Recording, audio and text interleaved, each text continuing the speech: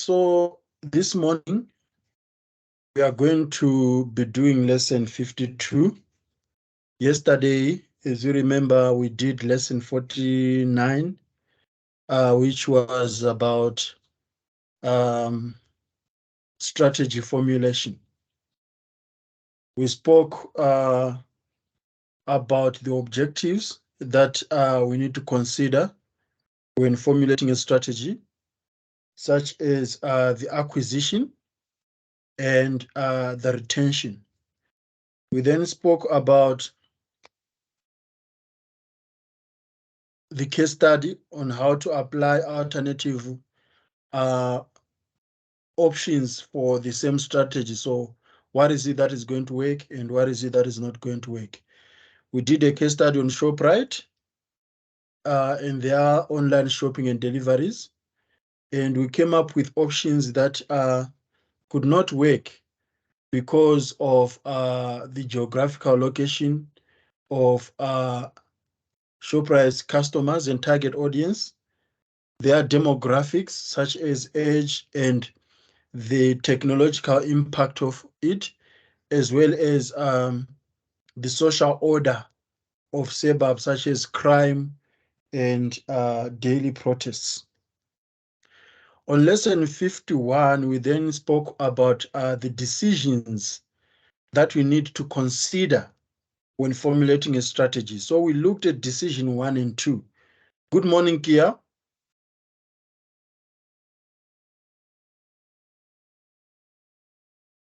I'm sure she's still in bed. Can you hear me, Kia? Morning, sir. How are you? Yeah, I'm good. I'm doing all right. Yourself? Okay, that's fantastic. I'm also good. So we have just started this lesson. And as I said, did lesson 49 and 50 and 51 yesterday. These slides are available on Core Campus. And I'm also going to upload the recording links for these sessions on Core Campus. So we looked at decision in 1 and 2 that we need to consider when formulating a strategy. Decision 1 is more about the ENSOF matrix, whereby you focus on market development, market penetration, you focus on product development, you focus on diversification. I remember that yesterday we spoke about how Domestos got a competitive advantage over JIC. They diversified. JIC can only come in form of bleach, while Domestos has got several products.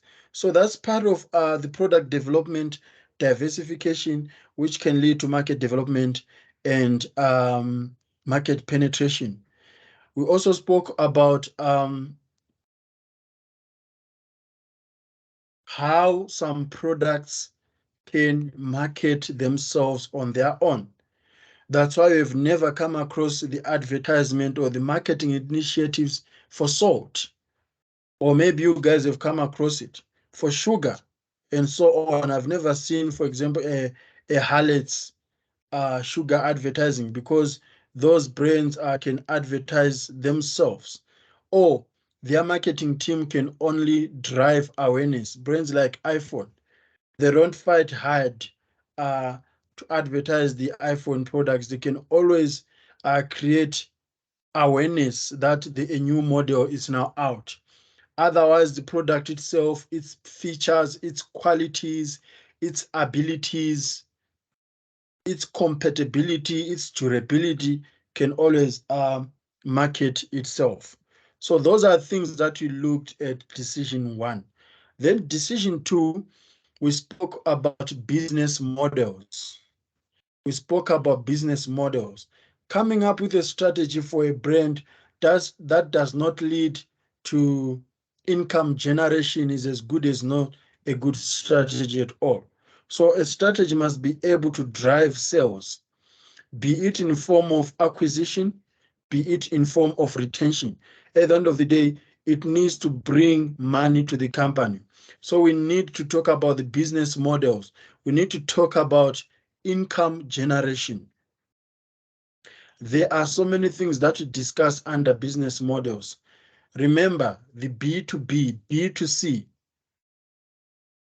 C2C, D2D, G2G. All those are models that we discussed at the beginning of the year. They do also feature when you're coming up with a strategy, because you need to understand how that strategy fit into the entire business strategy. So if we've got a digital marketing strategy for SPA to you, for example, we need to know how SPA is actually going to make money. So if we sell directly to consumers, how much can we get compared to if we were to sell directly to other businesses, which is B2B, or if we were to sell to the government, which is B2G.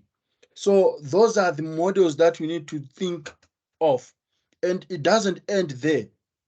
If we've got digital assets such as social media pages, such as mobile applications, other than selling the product, what is it that we are going to look at when generating alternative income? So we spoke about a cost per click. We spoke about use of sponsored content. We spoke about all these alternative revenue streams that you guys mentioned in your F1. Then there are new terms that we came across yesterday when it comes to a revenue model. We have got what is called skunkworks. Those who are involved in research, who are involved in development. They only create something and sell it to big brands. So realize that Checkers did not initially create a model for 6060. They are skunkworks who did that and sold it to Checkers. So there are people who are involved in research and development for these digital applications and sell it to brands. Then we spoke about early and first mover advantages. Then we also spoke about a do nothing strategy. So when there are new developments in the industry, let's talk about banks, for example, and we realize that banks are considering moving away from branch. So they want to have some virtual customer services other than customers visiting the branch. Some banks will just sit and wait for others to come up with brilliant ideas, such as mobile application banking, the app that we have that we use to bank. So realize that not all banks started having an app for banking activities. Those who started, they had an early and first mover advantage, but there are those who just sit and waited for that other bank to develop its own application for banking services. Once they did it, they then had to check where they went wrong and remodified it to improve convenience and so forth. So a sit and do nothing strategy can enable you to pick up fast on something that went wrong from a competitor and come up with something that is better. So those are the things that we looked at yesterday. Today, we need to do a case study application for the decision one, which comprises of marketing product development, and also do a case study application for decision two, which is business and revenue model strategies. Remember, these are the lectures that summarizes and draws up all the resources that are out there. So you can always find some of these things in your prescribed textbook, as well as on any academic resources platform, such as on the internet or even in your local libraries. So we continue with the terms and the concepts for this lesson. So you are going to hear a lot about a business model. You're going to hear a lot about skunkworks. You're going to hear a lot about first or early move advantage. and you're also going to hear a lot about revenue model. So we continue with the case study for ShopRite online shopping and deliveries. So guys, you are going to participate a lot because this is a case study. So we need to discuss together. As part of ShopRite deciding to offer online shopping and deliveries for its digital customers, identify the market and product development strategies that can be considered by the digital team for ShopRite. Use the insights on the following slides as a guideline for formulating a strategy for ShopRite, and consider how the strategy formulation can require ShopRite to evaluate new models in order to survive in the digital age, and what revenue models can be used. So, how can you apply the ENSOF grid to ShopRite?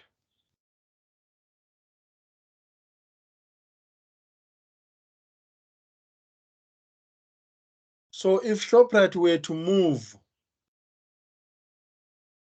to digital services and deliveries,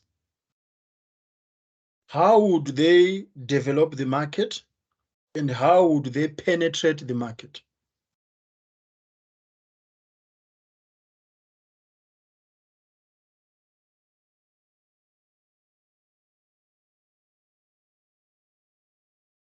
So I think one of the ways they can penetrate the market is by maybe offering free delivery for your first order, like what the other delivery services do. And then Okay. also I think they can have discounts or online discounts on the app. All right. That makes sense, especially considering that ShopRite deals mostly with abogogo nabomkhulu, right?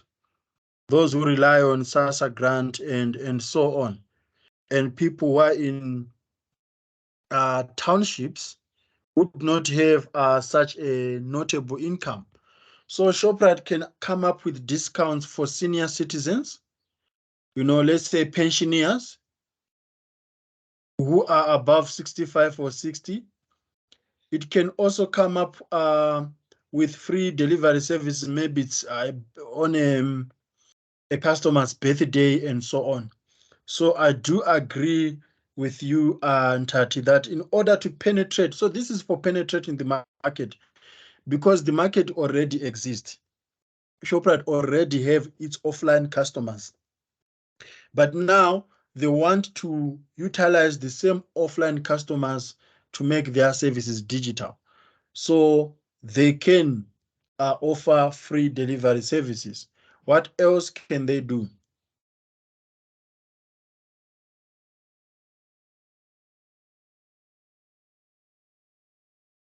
I don't know if this is a reach, but they can also try to find a way to um, deliver the grant money or the SASA money to the older customers somehow. Okay, all right. Because So you can apply the canvas model on this one. Guys, do you remember the canvas model?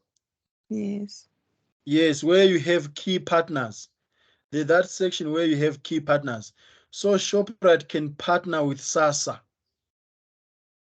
right, to deliver grants to the senior citizens. So yes, on that one, I also do agree. So it seems we spoke about market development and market penetration. Market development, it will be offering free services to new customers. Market penetration, it will be providing discounts to senior citizens. What about product development? Product development, you mentioned partnership with SASSA. What else can they do on product development?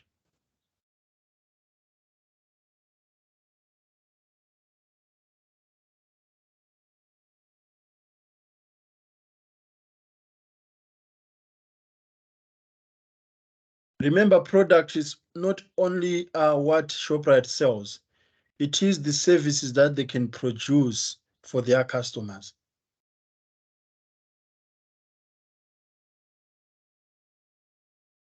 So as part of their product development, there are a couple of things that ShopRite can do. The first one will be job creation. So instead of employing drivers who do deliveries, they can outsource. So they can encourage anyone who has got a motorbike or anyone who has got a car that they are not utilizing, that they sign up with ShopRite and they earn money out of it. So you are creating self-employment there. That's a product of ShopRite. Most retailers are doing it. Takealot does it. Checkers also does it. So those Checkers 6060 motorbikes, they are not owned by Checkers, but it's people who would bring them as drivers and then they get paid from Checkers. So they can do that. Then what else can they do, guys, as product development?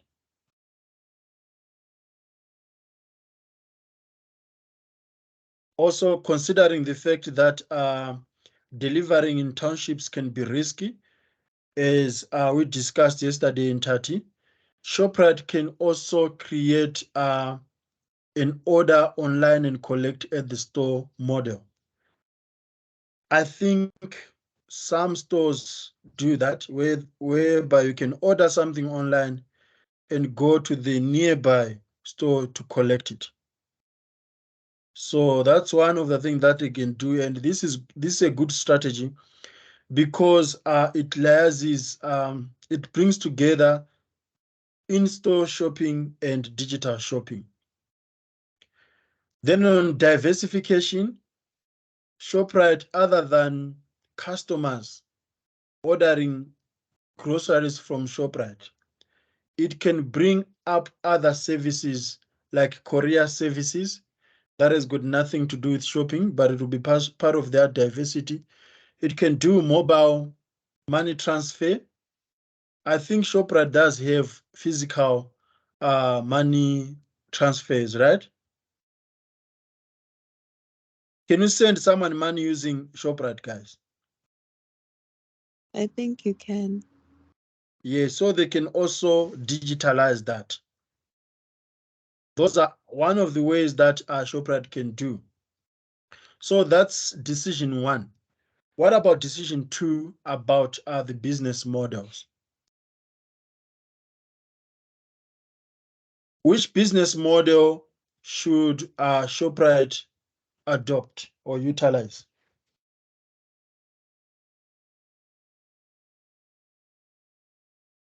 I think since ShopRite already uses the business to consumer model, they can also use the business to business model and sell their products in bulk to the small businesses in the surrounding areas, especially because ShopRite is usually based in rural areas, townships, and CBD.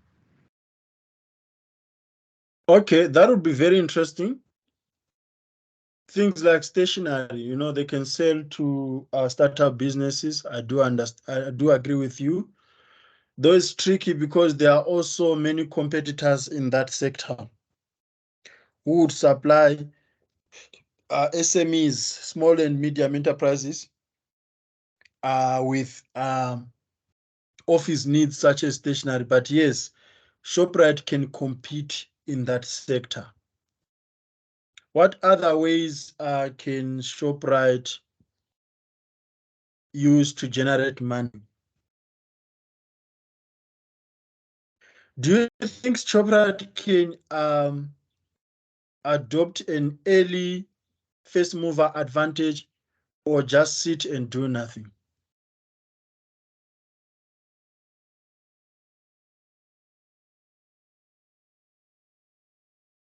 So let's look at their competitors like Boxer stores. So can Shoprite wait for Boxer to innovate, inspect their innovation and come up with something better out of Boxer, or they need to outbeat Boxer by adopting early innovation than them? What would be a good strategy there?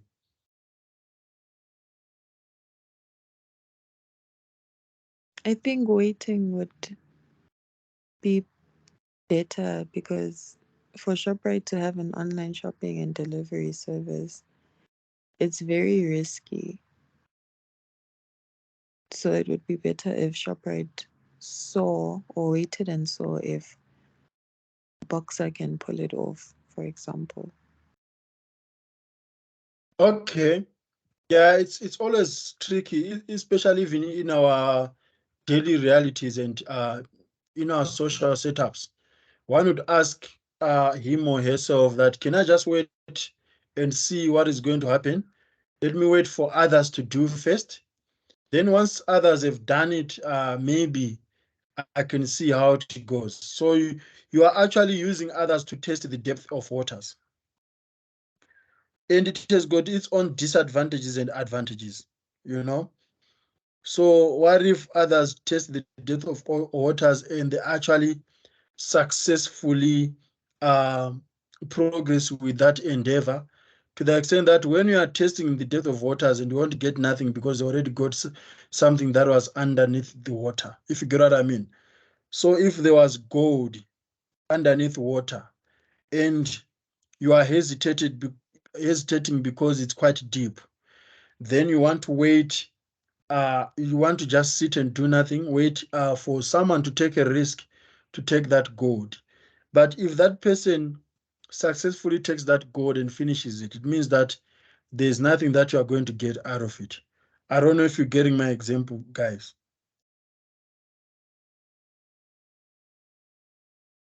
Yeah, so it's always risky, but sometimes if those people go and take that gold underneath the water and realize that it's very deep, you know, you'll be busy. It's not like you sit and do nothing completely. You'll be busy researching.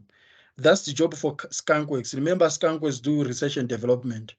How better that gold can be extracted. So the first and early mover, if the first and early mover struggles to get that gold, already have done enough research, you would be in a better position to then go now and get that gold. So it's risky. Whether you sit and do nothing or whether you become an early adopter, one or the other, there are consequences to it. Are there any questions about this activity, guys? No, sir. Yeah, are we all good? All good, sir. Okay. So, as a conclusion from what we said yesterday, when formulating a strategy, you already have your objectives, what you want to achieve. Strategy formulation only includes the options that you need to weigh. So, if you want to get married or if you want to graduate, you know, at the end of the day, you have just told yourself what you want to achieve. The achievement has to be graduation at the end of the day, or the achievement has to be marriage. Now you need to think about the available options, how you're going to go about it. What is it that I'm going to do in order to graduate? Or what is it that I'm going to do in order to get married? So you weigh the options. That will be part of the strategy formulation. And we do that in branding. You think about the available market. How am I going to penetrate this market? You think about the product that you are going to promote. How are these products going to promote themselves? And if they cannot promote themselves, what methods, what other objectives can I have in order to promote this product? What about diversification? So instead of just graduating from a single course, can I have multiple courses at once? So these are the things that you consider as part of your strategy formulation. You use the ENSOF grid, which deals about existing markets and new markets. deals with existing products and new products in form of diversification. So you'd realize that big companies such as Discovery, they do this on a daily basis. That's why you see now they have a bank. Discovery is known as an insurance provider. All of a sudden, it is now in the banking industry. It's part of product diversification. Banks, they are known for banking services that you keep money at the bank. All of a sudden, they are now providing SIM cards. You realize that FNB has got their own SIM card. So they are diversifying their products to compete with existing network providers such as MTN. Sometimes they would partner with those network providers. You'd see banks providing funeral services, funeral cover. We know Advorp or Hollard as some of the key players in the funeral industry.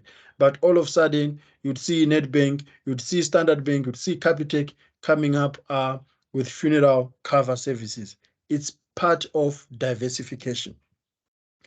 We spoke about skunkworks that are used in research and development. We spoke about the do nothing option or the early adoption advantage.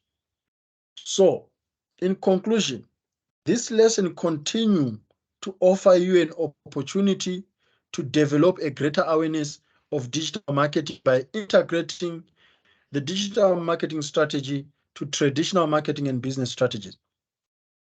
You should now be able to identify opportunities and threats arising from digital media and technology platforms. You should also be able to develop a framework for digital marketing planning, and you should be able to evaluate digital strategy approaches for different marketplaces and apply a digital marketing strategy to a given scenario. Are there any questions or comments?